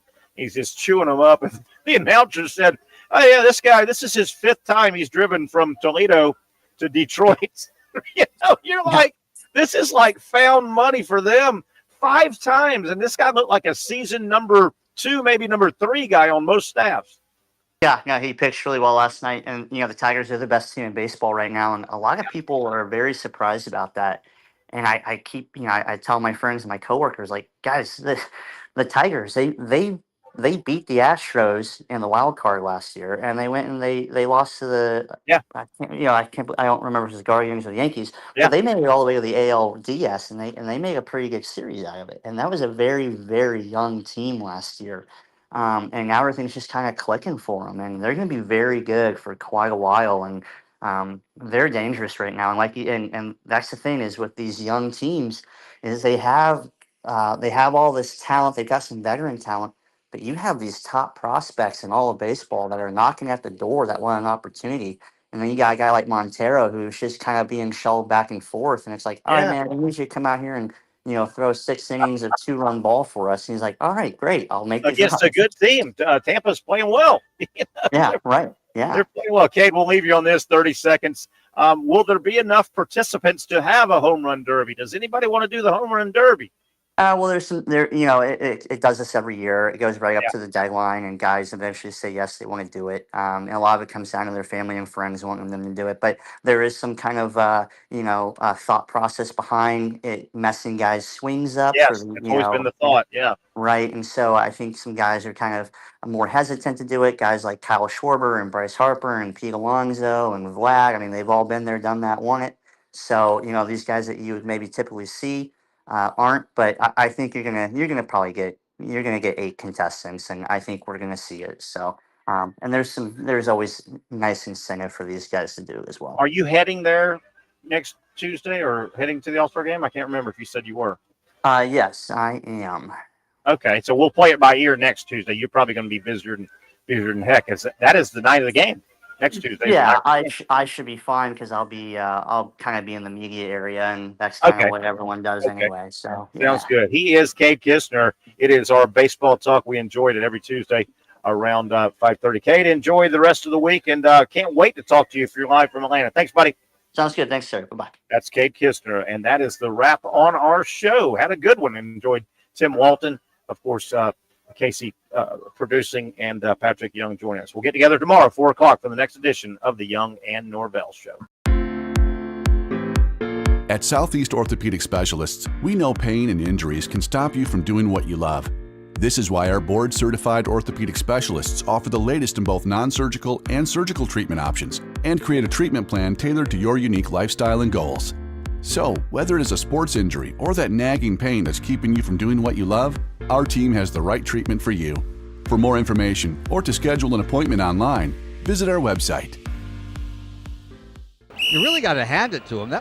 Hold on. The previous play is under further review. I'm not sure what he could review, but okay.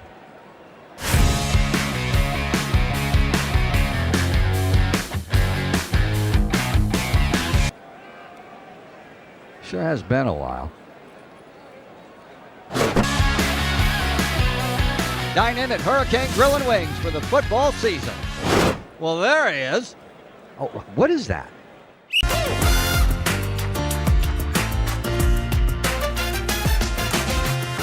Empower a future, inspire a dream. It's a bold but simple mission for the Jacksonville Police Athletic League known as Jax PAL. Help the next generation of kids in Jacksonville shape a brighter future.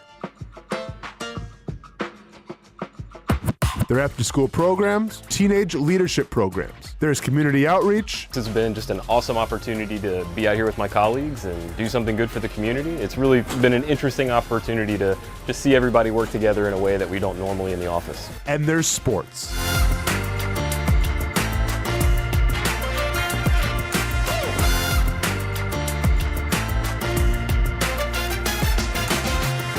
There are also ways you can help the next generation with a donation of any kind. Just visit jaxpal.org to get more information. Empower a future, inspire a dream with Jax.